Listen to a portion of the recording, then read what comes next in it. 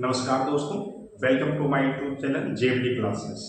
ठीक है, चलिए तो आज हम अगला चैप्टर स्टार्ट करने वाले हैं। अभी तक हमने एक चैप्टर पढ़ा है जिसका नाम था नंबर सिस्टम यानी कि वास्तविक संख्याएं, और आज हम लेकर आ गए हैं का आपके लिए। आज बारिश भी हो रही थी और स्कूल भी बंद हो गया था, है ना। तो इसके लिए आज मैं एक वीडियो बना रहा हूँ और उस चैप्टर का नाम है पॉलिनोमियल्स यानी कि बहुपद। चलिए आज हम इस चैप्टर को शुरू करते हैं। चलिए देखते हैं क्या है। चलिए, जैसा कि लिखा हुआ है बहुपद। बहुपद का मतलब होता है पॉलिनोमियल।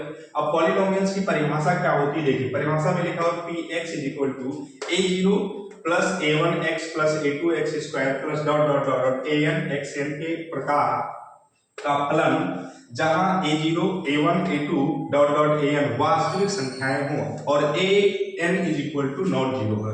यानी कि अगर इस तरीके से यानी कि इस रूप में कोई भी चीज लिखी हुई है ना, तो वो सारी क्या कहलाएगी, बहुपद कहलाएगी। क्या कहलाएगी बेटा, बहुपद कहलाएगी। ठीक है, जहां an की जो वैल्यू है वो जीरो नहीं होना चाहिए और an यानी कि ये जो गुणांक लिखा हुआ है x के जितने भी गुणांक आते जा रहे हैं वो जो गुणांक है वो हमारे वास्तविक संख्या में होनी चाहिए। ठीक है, चलिए तो जैसे कि लिखा हुआ है यहाँ एग्जाम्पल में लिखा हुआ है बहुपद क्या होता है, x square plus 3x plus 4। ये क्या है, बहुपद है। क्या है बेटा, बहुपद है। इसको हम y के फॉर्म में भी लिख सकते हैं। ऐसे हम अगर लिख दें Y square plus 2y, Y square plus 2y plus 2, तो ये भी एक बहुपद ही है। क्या है, बहुपद है। ठीक है, अगर अब और इसमें अगर हम बटे में लिख दें 3/4 x cube 4/3 x square plus 2x minus है, तो ये परमीय संख्या के आधार पर परमीय संख्याओं पर बहुपद हो जाएगा। यानी कि परमीय संख्या बहुपद हो जाएगा, वास्तविक संख्याओं का बहुपद हो जाएगा। ठीक है, अब बहुपद के जो प्रकार है बेटा, वो प्रकार क्या है।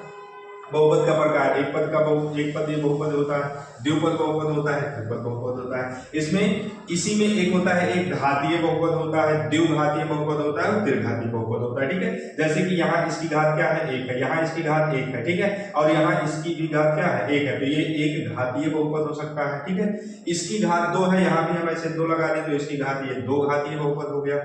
यहाँ पर अगर इसकी घात हम क्या कर दें, 3 कर दें और ये 2 कर दें, ऐसे करते चले जाएंगे तो ये कैसा बहुपद होगा, त्रिघातीय बहुपद होगा। ठीक है, तो ये बहुपद के प्रकार होते हैं। ये परिभाषा है। अगर कोई भी नंबर इस तरीके के इस फॉर्म में लिखा हुआ है यानी कि घटते क्रम में लिखा हुआ है तो ये सब क्या कहलाएगा, बहुपद कहलाएगा। ठीक है, चलिए तो आगे एक चलिए एक और ये जो लास्ट में बहुपद लिखा हुआ है, एक शून्य बहुपद लिखा हुआ है। ठीक है, तो ये अगर ये x का जो गुणांक है, x का जो गुणांक है, जैसे यहाँ a1 था, यहाँ a2 था, a0 था, यहाँ a2 था। ठीक है, तो ये इसका अगर गुणांक अगर 0 आ जाए, अगर तो उसका गुणांक क्या आ जाए, 0 आ जाए, तो वो कैसा बहुपद कहलाएगा बेटा, शून्य बहुपद कहलाएगा। कैसा बहुपद कहलाएगा, शून्य बहुपद कहलाएगा। ठीक है, चलिए तो इसका स्क्रीनशॉट लीजिए, फिर हम आगे बढ़ते हैं।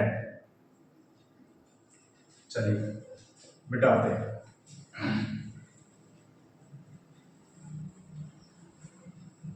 चलिए तो आई मुझे समझ में आया होगा बहुपद क्या है। चलिए अब बहुपद के बारे में हम बात ये करते हैं कि बहुपद का जो शून्य होता है, बहुपद में बहुत सारी चीजें आती हैं। बात आती है शून्य की, इसकी बात आती है शून्य की, और बात आती है गुणांक की। किसकी बात आती है बेटा, गुणांक की बात आती है, शून्य की और गुणांक की। शून्य क्या होता है, जैसे यदि हम कहें y is equal to 2x plus 2, अगर ऐसा है, या इसको हम ऐसे फलन के रूप में लिख दें x, या हम कहें इसका शून्य बताओ, इसका शून्य बताओ, तो इसका जो शून्य हो जाएगा यानी कि x का वह मान, अगर हम शून्य के मतलब ले लें x का वह मान, x का वह मान जिसको जिसको जिसको जिसको बहुपद में रखने पर, जिसको बहुपद में रखने पर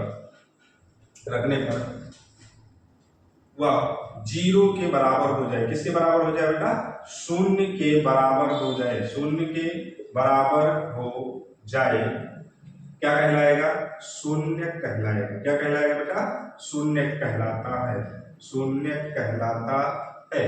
ठीक है, अगर कोई यानी कि x का वह मान जिसको बहुपद में रखने पर, यानी कि x का यहाँ पर x का वह मान जहां पर इसको बहुपद को रखने पर इसका मान जो है यानी कि P x is equal to क्या आ जाए, 0 आ जाए, यानी कि ये इसकी जो वैल्यू है पूरी किसके बराबर हो जाए, 0 के बराबर हो जाए, यानी कि शून्य के बराबर हो जाए, तो हम उसे क्या कहेंगे, उस बहुपद का शून्य कहेंगे। बात समझ में। गुणांक क्या होता है, जैसे हम कहते हैं a x square plus b x plus c, अगर हम कहें यहाँ पर एक्स स्क्वायर का गुणांक क्या है, एक्स स्क्वायर का गुणांक क्या है, तो यहाँ एक्स स्क्वायर के आगे क्या लिखा हुआ ए है, तो इसका गुणांक क्या हो जाएगा भाई ए। अगर हम यहाँ x का गुणांक पूछें, x का गुणांक क्या है, तो x का गुणांक क्या लिखा हुआ आगे b। अब b के स्थान पे कोई 2 भी लिखा हो सकता है, 3 भी, कोई भी नंबर भी लिखी हो सकती है, ठीक है। तो ये इसको कहते हैं गुणांक, जो भी चर संख्याओं के आगे लिखा होता है, यानी कि गुणक में लिखा होता है, उसे हम क्या कहते हैं, गुणांक कहते हैं, ठीक है। बात समझ में आई। तो ये शून्य और गुणांक समझ में आ गया। अब आगे देखिए, इसका भी स्क्रीनशॉट लीजिए। अब हम एक बहुपद, छोटा सा बहुपद लिखते हैं और उसको समझते हैं कि ये मानक रूप होता है। ये किसी बहुपद का मानक रूप होता है। ये होता है a x square plus b x plus c, ये होता है, ठीक है। और जो होता क्या है, यहाँ पर पी एक्स बराबर कहते हैं, क्या कहते हैं, पी एक्स बराबर करते हैं यहाँ पर a x square plus b x plus c बराबर क्या होता है, ये बहुपद का मानक रूप होता है, बहुपद का मानक रूप, ठीक। अब इसमें होता है शून्य और गुणांक, ठीक है। तो इसमें कहते हैं शून्यकों का योगफल और शून्यकों का गुणनफल। तो योगफल क्या होता है, यहां से होता है, फार्मूला होता है, पहला फार्मूला होता है शून्यकों का योगफल। तो क्या होता है, जब समझिए, अब इसके मान लें हम, इसके शून्य जो है, तो जो शून्य का योगफल होता है माइनस बी बटा ए, माइनस बी बटा ए।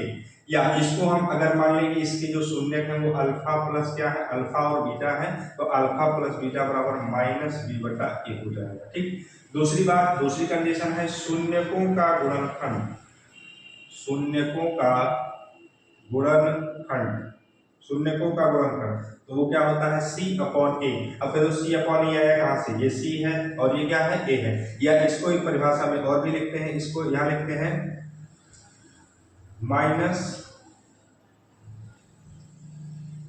x का गुणांक, इसको यहां लिखते हैं x का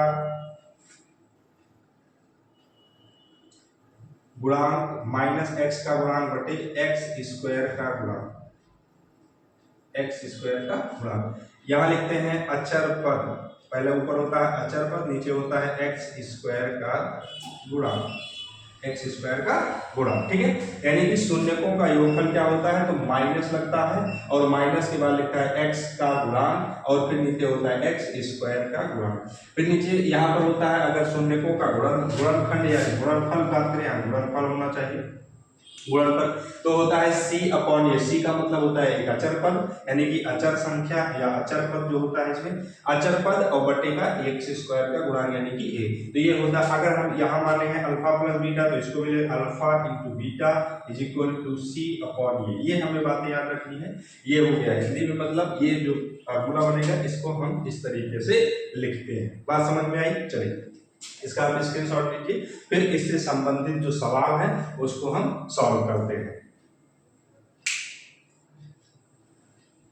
चलिए हो गया, और समझिए, ये हो गया शून्य। अब बात आती है इसमें, ये तो द्विघातीय बहुपद का मानक रूप हो गया या द्विघातीय बहुपद है, और एक होता है त्रिघातीय। तो उससे पहले हम कुछ बातें समझेंगे जो किसके हिसाब से है, वो है कार्तीय तल, यानी कि ज्यामिति में कैसे अर्थ होता है। जैसे समझिए ज्यामिति, ये देखिए, ये कुछ फिगर बनते हैं ऐसे, ये क्या होता है समझिए ये जैसे ये एक्स अक्ष है, ये वाई अक्ष है, ये प्लस वाला, ये भी प्लस वाला, ये एक्स माइनस वाला, ये वाई माइनस वाला, ठीक। पहला है। दूसरा है ऐसे ऐसे बनाते हैं हम, और इस पर बहुत सारे सवाल आते हैं इस तरीके से, ये एक्स है, ये एक्स है, ये वाई है, ये वाई है ना। चलो 4 सवाल समझते हैं। तीसरा सवाल ऐसे बनाते हैं, देखिए अभी बताते हैं इसको कैसे करते हैं। ये और ये चौथा सवाल इस तरीके, इससे इसका क्या संबंध है, बहुपद का क्या संबंध होता है। देखिए जैसे इसमें इस तरीके का फिगर बनाया गया है और इसमें हमसे पूछा है कि फलन जो है, यहाँ पर इसको हम मिटा देते हैं, ये ज्यामिति बहुपद का ज्यामितीय रूप क्या होता है, यानी कि यहाँ लिख देते हैं बहुपद का ज्यामिति रूप कैसे होता है। तो y इज इक्वल टू हम कोई फलन मान लेते हैं, y इज इक्वल टू है fx, y is equal to fx है, ठीक है। जहां लिखा है fx एक बहुपद है का ग्राफ, प्रत्येक ग्राफ के शून्यकों को ज्ञात कीजिए, प्रत्येक ग्राफ के शून्यकों को ज्ञात कीजिए। दूसरा ग्राफ जो बना है वो ऐसे करके ऐसे बना हुआ है, नहीं ऐसे करके नहीं है, इसको केवल टच कर रहा है, काटता नहीं है ना, ऐसे करके केवल ऐसे टच कर रहा है, ऐसे इस तरीके से बना हुआ है। और एक हम बना देते हैं ऐसे करके गया है और ऐसे आके ऐसे चला गया है, और दूसरा बना देते हैं हम, है ना, दूसरा हम बना देते हैं ऐसे, चारों राउंड बना हुआ है, ठीक है। अब देखिए, अब कहता है बताओ इसमें कितने शून्य होंगे। इसके इस वाले ग्राफ से आप क्या बता सकते हैं कि y is equal to fx जो फंक्शन है उसके कितने शून्य होंगे। इस तरीके से आपको ग्राफ आएगा और उसमें पूछा जाएगा कि बताओ इसके कितने शून्य, ठीक है। तो शून्य का मतलब क्या होगा, जैसे लिखा हुआ है यहाँ, या y is equal to function दिया गया है x, तो यहाँ आप देखिए कि x अक्ष को ये जो राउंड बनाया गया, फिगर बनाया गया, वो कितनी बार काट रहा है। तो अगर इधर से आप देखेंगे तो x अक्ष को एक बार काट रहा है, ये y से हमें कोई मतलब नहीं क्योंकि फंक्शन y के दिया गया है, और x को कितनी बार काट रहा है। तो यहाँ पर जो लाइन है वो x अक्ष को 2 बार काट रही है, यानी कि अतः इसके यानी कि इसके 2 शून्य होंगे। कितने शून्य होंगे, 2 शून्य। कितने शून्य होंगे बेटा, 2 शून्य। क्यों 2 शून्य होंगे, क्योंकि जो ये लाइन है, जो लाइन हमने ड्रॉ की है, वो लाइन x अक्ष को 2 बार काटती है। यानी लीजिए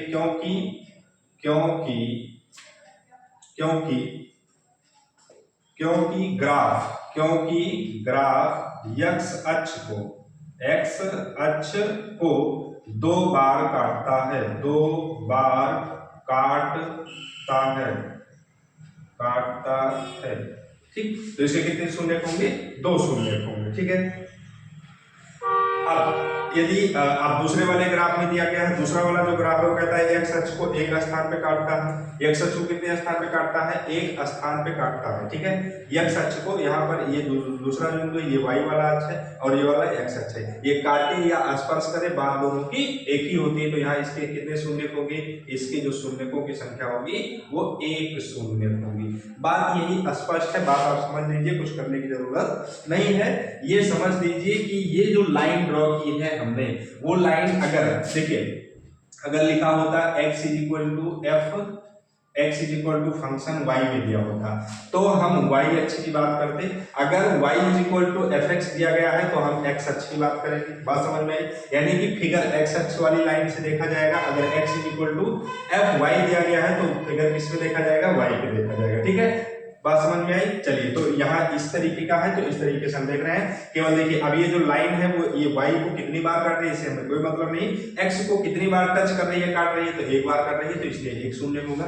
यहाँ पर देखिए, ये लाइन एक बार यहाँ काटी, फिर यहाँ y को काटा है, फिर यहाँ x को काटा है, फिर x को काटा, यहाँ एक ये और एक ये, तो इसके कितने शून्य होंगे, 3 शून्य होंगे। यानी कि जो हमने लाइन ड्रॉ की है, जो ग्राफ है हमारा, वो लाइन को जितनी बार काटेगा या जितनी बार छुएगा, किस लाइन को छुएगा, x अक्ष वाली को छुएगा। किसको छुएगा बेटा, x अक्ष वाली को जितनी बार टच करेगा या छुएगा, उसके शून्य उतने ही होंगे, ठीक है।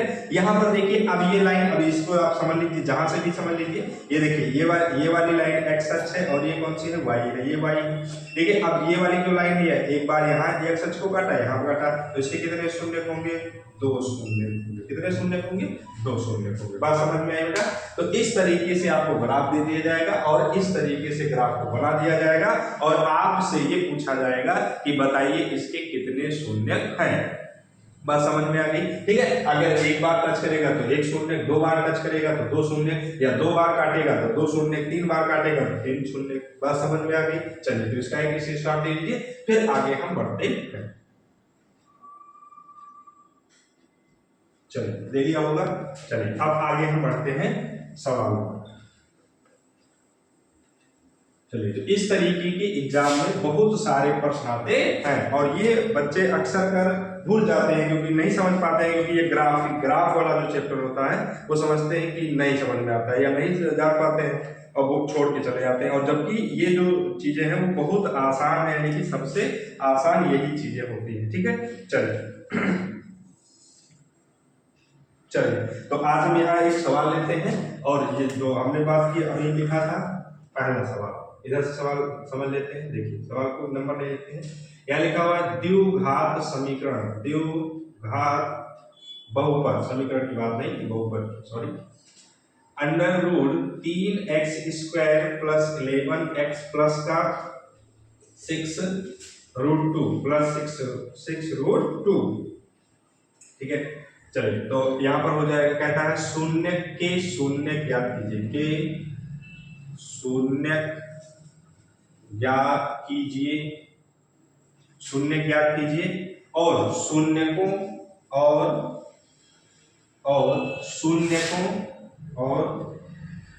शून्य को तथा गुणांकों, शून्य को तथा गुणांकों के बीच के संबंध की सत्यता की भी जांच कीजिए। क्या कीजिए बेटा? जांच कीजिए।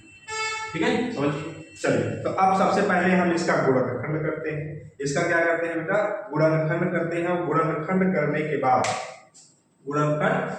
के बाद सबसे पहले हम शून्य निकालेंगे। शून्य कैसे निकलेगा? गुणनखंड करने के बाद निकलेगा और फिर हम इसके शून्यकों और गुणांकों के बीच के संबंध की सत्यता को जानेंगे। चलिए देखते हैं, क्या लिखते हैं? हल सॉल्व। ठीक है, चलिए देखते हैं, लिखा हुआ है under root 3x² plus 11x plus 6 root 2, 6 root 3। ठीक, तो सबसे पहले इसका गुणनखंड करने के लिए हम क्या करते हैं? ये पहला टर्म, ये सेकंड टर्म, ये थर्ड टर्म, तो पहले और तीसरे का मल्टीप्लाई करते हैं। तो अगर इसका मल्टीप्लाई करेंगे तो under root 3 multiply 6 under root 3, तो इसका मल्टीप्लाई 6 और इसका मल्टीप्लाई 3, तो 6 3 कितना हो गया? 18। ठीक, यानी कि पहले और तीसरे का मल्टीप्लाई करने से हमारे नंबर जो आया 18 आया। अब हमारे पास जो नंबर है वो 11 है, दूसरा वाला पर इसको दो भागों में तोड़ना है, मल्टीप्लाई करने पर इतना है, जोड़ने घटाने पर इतना ही आना चाहिए। तो हम इसको लिखते हैं 9x इंटू 2x, तो 9 दूनी 18, 9 2 कितना हो गया? 11। ठीक है, तो अब इसको हम इस तरीके से तोड़ना समझ में आ गया। तो इसको 3x² प्लस का 9x प्लस का 2x प्लस का 6 रूट 3।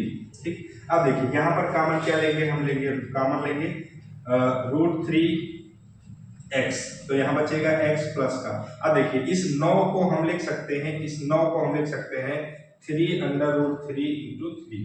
ठीक है, कोई परेशानी नहीं। अब यहाँ से अगर हमने रूट 3 जो है वो कॉमन ले लिया, रूट 3 क्या कर लिया? कॉमन ले लिया, तो बचा इतना, कितना बचा? इतना 3 रूट 3। ठीक है, तो यहाँ बचा 3 रूट 3, यहाँ प्लस का 2 कॉमन ले लिए, तो x प्लस का यहाँ बचा 2, यहाँ बचा 3, 2 3 6, यहाँ बचा 3। ठीक है, अब देखिए ये दोनों ब्रैकेट में एक समान है, तो इसको लिखेंगे 3 रूट 3 और ये हो जाएगा 3x प्लस का 2। ठीक, अभी आगे, अब बात हमें किसकी है? शून्य की। तो शून्य कैसे निकलेगा? जब इसके बराबर हम क्या रखेंगे? शून्य रखेंगे। तो यहाँ लिखेंगे x इज इक्वल टू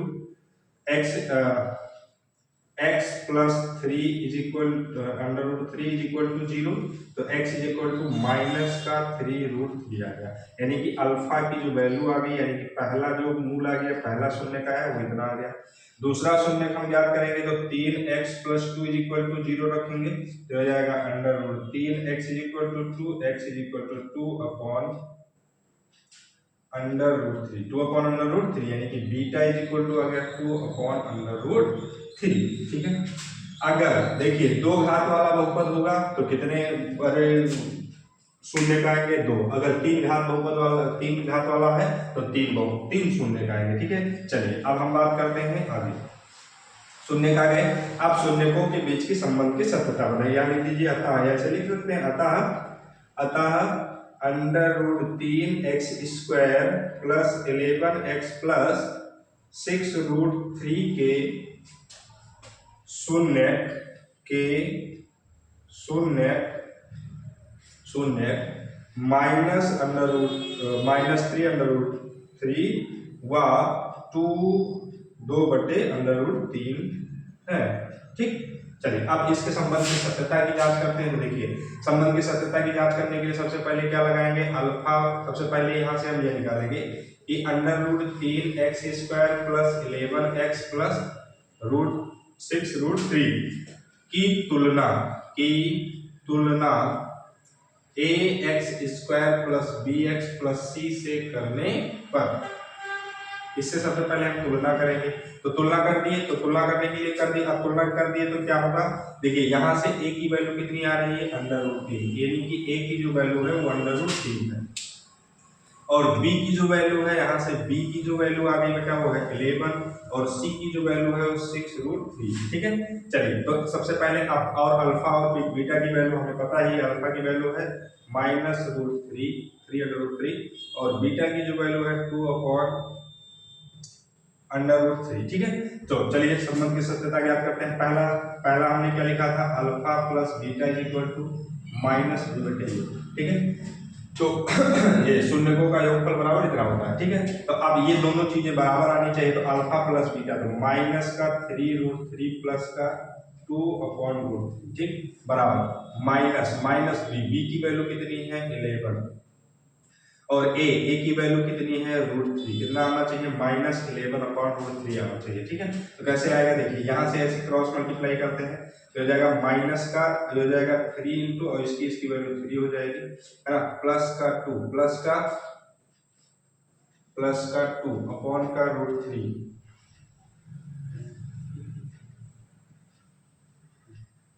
हाँ, यहाँ पर जो ये माइनस किया था तो ये किसका होगा, माइनस का होगा, ये माइनस, हाँ बोल गए थे। यहाँ पर देखिए क्या √3x², इसको इधर लेकर जाएंगे तो इसका होगा माइनस का, तो किसका तो होगा माइनस का, तो बिल्कुल माइनस का, तो यहाँ क्या होगा माइनस। ठीक है, अपॉन में क्या लिखेंगे √3 = -11/√3। तो 3 3 का 9 और 2 कितना हो गया 11, माइनस का 11 11 2 -11/√2। देखिए दोनों चीजें क्या आ गई बराबर। अब बात कर लेते हैं शून्यकों का गुणनफल। तो शून्यकों का गुणनफल c/a, शून्यकों का गुणनफल, शून्य कितने हैं 3, √3 × 2 √3 = c। c की वैल्यू कितनी है 6√3 अपॉन का कितना है a की वैल्यू √3 3 से 3 क्या हो जाएगा कैंसिल, 6 बचेगा। ये वाला भी इससे क्या हो जाएगा माइनस माइनस प्लस हो जाएगा, 6 बराबर कितना आ जाएगा 6। देखिए ये दोनों चीजें हमारी क्या हो गई सही, दोनों चीजें क्या हो गई सही, यानी कि हमने शून्यकों और गुणकों के बीच के संबंध की सत्यता की जांच कर ली।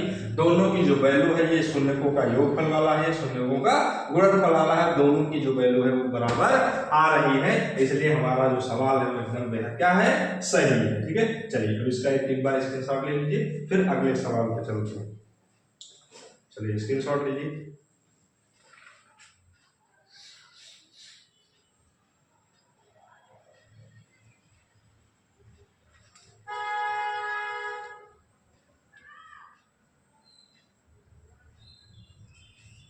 चलिए ले लिए स्क्रीनशॉट। चलिए अगला सवाल देखते हैं क्या। तो पेपर में इस तरीके के ही सवाल आएंगे बेटा, जिससे आपको खूब मन लगा के पढ़ना है और अच्छे नंबर से पास होना है। चलिए अगला सवाल।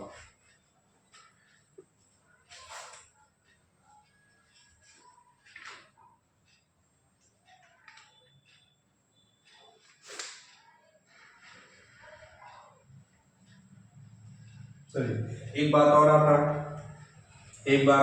है, जब कुछ सवाल जो है इस टाइप के हैं कि अगर ऐसे आपको दिया हो px = x² - alpha plus beta into x plus का अल्फा इंटू बीटा, ये द्विघात बहुपद, ये क्या है द्विघात बहुपद का मानक सूत्र ठीक, ये मानक सूत्र है। अब मानक सूत्र क्यों है? क्योंकि अगर आपको मूलों का योगफल और मूलों का गुणनफल दिया गया है तो आप अच्छे से दो घात बहुपद लिख सकते हैं। ठीक है, चलिए तो एक सवाल हम इसी पर लगाते हैं।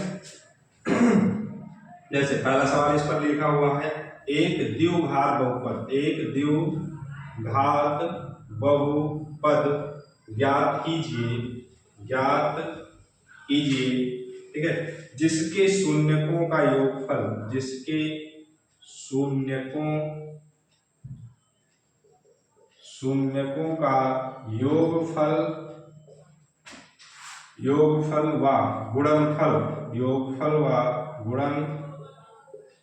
गुणनफल 6 और 9 है, 6 और 9 है। ठीक है, तो इस तरीके से यदि आपको दिया गया होगा तो हमें इस तरीके से इसको निकालना होता है, यानी कि इस वाले फार्मूले से, यानी कि इस वाले सूत्र से हम ये द्विघात बहुपद को लिख सकते हैं।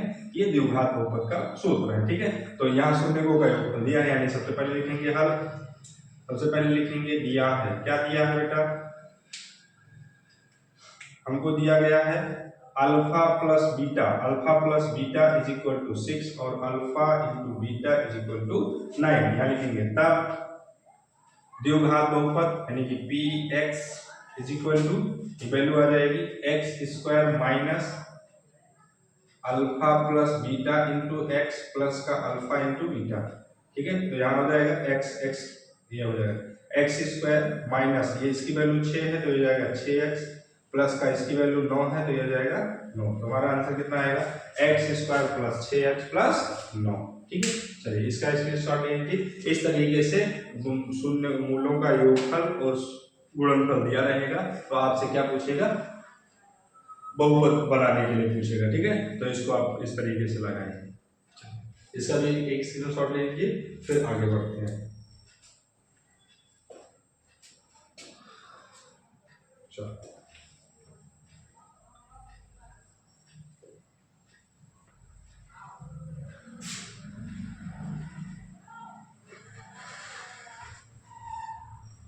चलिए, और इस तरीके से एक सवाल और आता है, क्या आता है समझिए।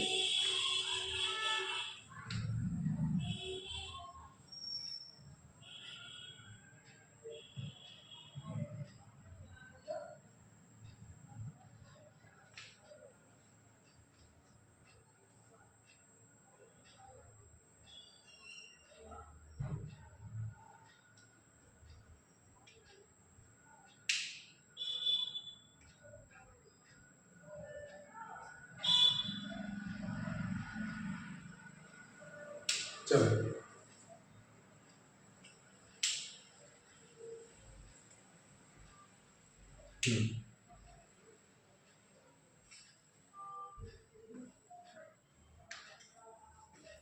चलिए, लिखा हुआ है यदि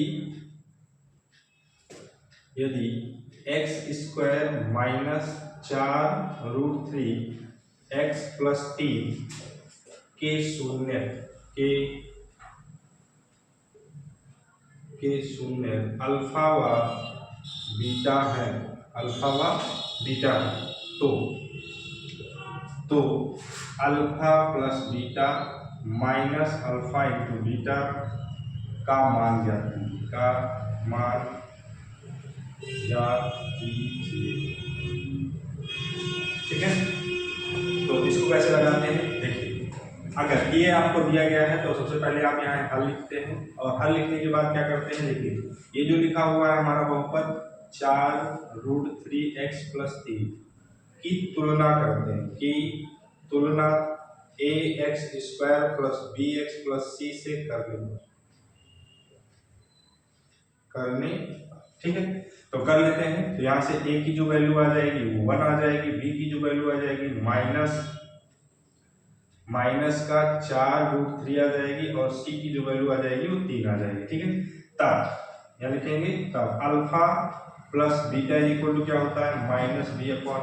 ठीक है, तो अल्फा प्लस बीटा की वैल्यू हमें पता करनी है, तो plus beta is equal to -b, तो यह जाएगा माइनस इंटू माइनस का 4√3 ए की वैल्यू 1, तो यह जाएगा alpha plus beta is equal to minus minus plus हो जाएगा 4√3। ठीक, दूसरी बात alpha into beta is equal to c upon a होगा, तो alpha into beta is equal to c, c की वैल्यू 3, ए की वैल्यू 1, यानी कि alpha into beta is equal to 3 आ जाएगा। ठीक है, क्या लिखेंगे,